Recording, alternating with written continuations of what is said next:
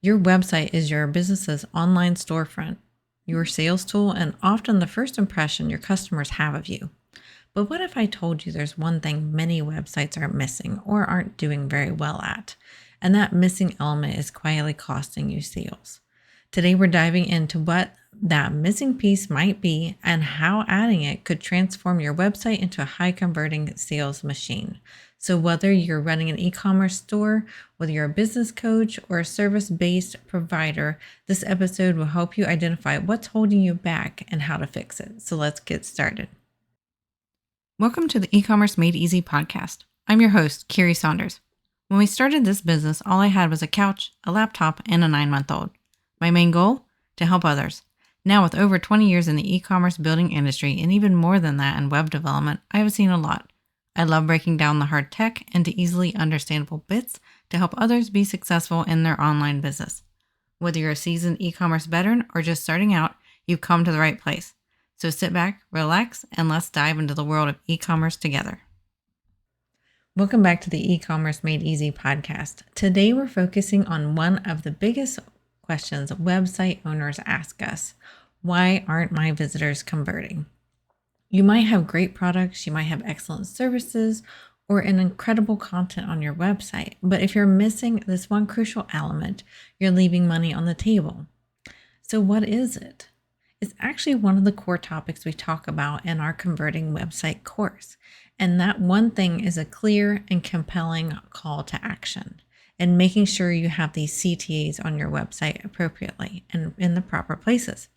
It's a step you want your visitors to take next. And without this clear call to action, your audience is left guessing on what to do next.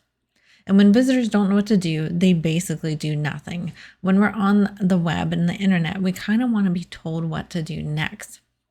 And that can be costing you sales. So think about it. When someone lands on your website, are you guiding them towards the next step that you want them to take? Are you making it easy for them to take action on what you have to offer, whether that's buying a product, booking a sales call, or signing up for your newsletter? If your CTAs aren't clear, or if they're uninspiring, or if they're hidden and you can't find them very easily, you're losing out on conversions and you're losing out on your customers. So let's dig into why they're so important.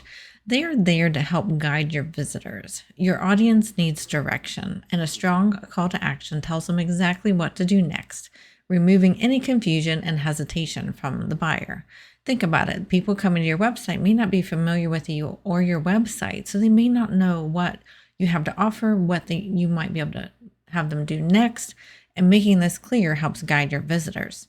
They can also help create a sense of urgency. A well-written CTA can add urgency, encouraging your visitors to take action now rather than later, or really never. And they also help keep the customer journey moving. The customer journey is something else we talk about in our Converting Website course. It's very important, and our students in there have absolutely loved and been shocked by that lesson and haven't expected that to be in the course. And they love how much it has helped them picture what's going on. And so call to actions help people move along that customer journey. They're like stepping stones that lead visitors through your site and towards a conversion. And without them, people might wander aimlessly and leave your site altogether. So you can think about it as in somebody drops you out in the woods and you don't know which way to go. But if you see a path, you're going to probably likely follow that path. So call to actions can be like that path in the woods that helps lead you out of the woods and lead you to where you want to go. So for example, a coaching website might have a call to action that says, book your free discovery call today. While an e-commerce store might have something like add to cart, limited stock available. So those are very clear call to actions, just like that path in the forest of where you don't know where else to go, and they help lead the customer along their journey. There's also some psychology behind call to actions. So let's take a moment to look into that as well. CTAs can leverage human psychology by tapping into principles like clarity. People want a simple website. They want something that's very clear and not clever. We talk about that a lot on the podcast, is making your website clear and not clever. So instead of using a button that says sign up here, you might want to consider using a button that says sign up to get your free 30-day planner. That's a lot more clear on what they're going to get if they click that button. Whereas sign up here, they're going to have to reread probably the paragraph right above that to figure out what are they actually signing up for.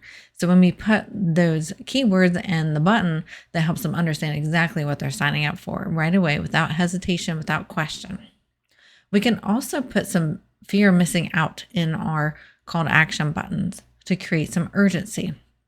This type of urgency helps make people feel like they're missing on an opportunity if they don't act now. So for example, you could have in your button, order by midnight for free next day shipping. So that creates some urgency. It creates a benefit they may want, which is free shipping. Everybody loves free shipping, right? And so you can create a little bit of a fear of missing out in your call to actions as well, especially when they're limited time offers.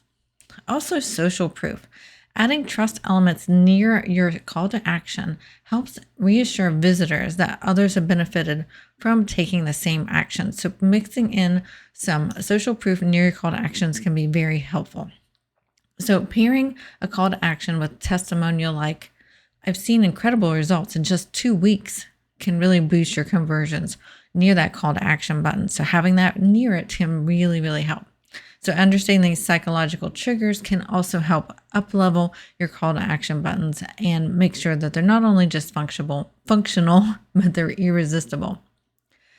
So I want to give you some great examples of some call to actions for different types of businesses. As I know, we have several different types of businesses that listen to our podcast. We have e-commerce, traditional businesses, we have coaches and course creators, and we also have service providers that listen to our podcast. So some example call to actions for an e-commerce business would be shop the best sellers before they're gone. Or another example could be get 15% off your first order. Shop now. Those are very clear. They provide benefit and they know exactly what they're going to be doing. So then a couple examples for coaches would be book your free strategy call today. That's a lot clearer than just book a call, right? We know it's going to be a free strategy call. And then another example is unlock your potential, join my coaching program now. Again, that helps make it really clear what that button's going to do. They're going to get the benefit of unlocking their potential, and the button's going to help them join your coaching program now. And then for service providers, a couple examples are schedule a free consultation to learn how we can help. That's a lot more clear and direct than just schedule a call with us, right? Think about it. Which one would you click on more? And then another example is get your custom quote in 24 hours. Click here. You know that you're going to get a custom quote right there within 24 hours by clicking on that button rather than just having the words click here.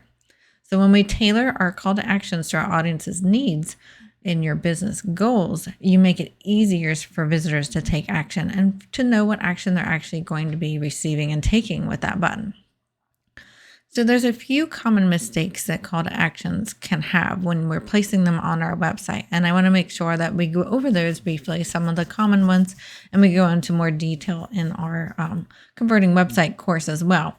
But one of the things is we want to make sure we're not hiding our call to actions and having them below the fold. So you want to have them at the top of our website. So your most important call to actions should be prominently on your website towards the top. That way it's visible without anybody having to scroll to get to it. Also, when you have a long page, particularly long sales page, we want to have call to actions sprinkled throughout that page. We don't want to just have it in one place and then force the user to have to scroll up or down to find the call to action again when they are ready to buy. So having it multiple times isn't pushy, it's just convenient. And then having an inconsistent design. Your call to actions button should look the same across your site to build familiarity. See, we want to make sure we're using consistent colors and styles there. And we really want a color that stands out a little bit. We obviously don't want it to be like awful looking, but it needs to be a unique color that's typically meant for your button color. And then there are a few advanced call to action tactics. For one, on some websites, you can personalize your call to action. So when you have this available, you can do this. This is typical for an e-commerce site that you should be able to call the person by name if they've ever logged into your website. So you could do something like, welcome back, Alex, ready to complete your order. So your person would know that you were on the website before, they recognize their name, and they feel a little bit more personalized on that. So some people like to put that in there. So you just really have to read your audience to know if that's a good idea. You can also have exit pop-ups. If this is done well, it can be very productive, and that can help capture visitors who are about to leave your website and give them a compelling call to action, such as offering a discount or a free resource for stopping by. So as long as you're not spammy with that one can work really well. And then if you want to get really advanced here, and some software makes it really easy, like one of the softwares we work with makes this really easy, you can do A/B testing. So basically that's experimenting with different wordings for the same buttons, and it's going to send half of your visitors one way and the other half of your visitors the other way, the other wording that you have. And then you can figure out which one works better based upon whether the A or the B side of the test gets more clicks throughs than the other one. So that's something a little bit more advanced, but I will say that software currently, some of them are doing a much better job at this and making it a lot easier for the everyday user administrator to be able to set this up.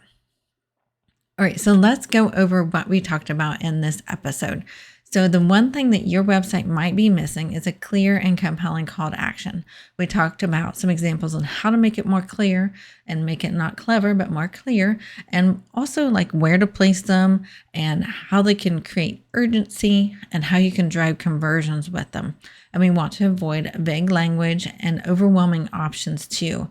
We want to make sure our call to actions are very precise and concise on the website. So just remember, where you place your CTAs and how you design them is just as important as what they say. All right, so that's all we have for this week's episode of the E-commerce Made Easy podcast. Thank you so much for listening in. And if you are listening on YouTube, drop us a comment. We'd love to hear what you think. And if you're on a podcast app, there is a button there, a text button that says you can click to text Carrie. So drop us a message. We'd love to hear from you, hear what you think. If you have a topic that you'd like to listen about, or if you'd like to be featured on the podcast, drop me a text message and I will get back to you. And if you have any questions, you're always welcome to email us at podcast@bcsengineering.com. And you can always find our show notes on our podcast website, ecommercemadeeasypodcast.com. Again, that's ecommercemadeeasypodcast.com. And we will see you next week.